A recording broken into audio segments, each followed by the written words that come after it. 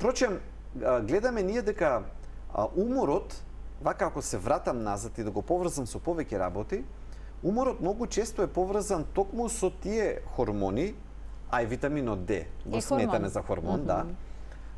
И витаминот Д и тироидните хормони, гледаме всушност дека уморот е врзан со овие хормони кои што се одговорни за метаболизам на централно ниво и кои што влијаат де факто на секоја клетка. Оти нема клетка во нашето тело која што нема рецептор за витамин Д или за тироидни хормони. И се чини дека балансирањето на метаболизмот и неговото правилно регулирање одговара на тоа какво ниво на енергија ние ќе чувствуваме, што е логично.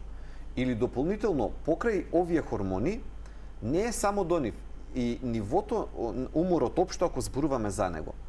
Присуството на хранливи материи, но на едно стабилно ниво, не мислам само на јаглехидрати, мислам и на здравите масти, му се потребни на телото за хронично да му дадат едно чувство на добра енергија. Оти кога зборуваме за умор, треба да зборуваме и за неговата контратежа, и за чувството на енергичност.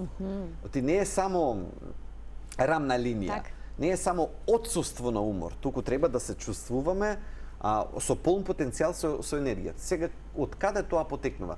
Тоа не потекнува само од шекерите кои што го даваат тоа, од нивното стабилно ниво, туку потекнува и од добрите нивоа на резерви од здрави масти во нашите мускулни клетки. Дури тогаш нашето тело има чувство на како да речеме, на пополнети резерви и тоа се манифестира во едно генерализирано чувство на енергија.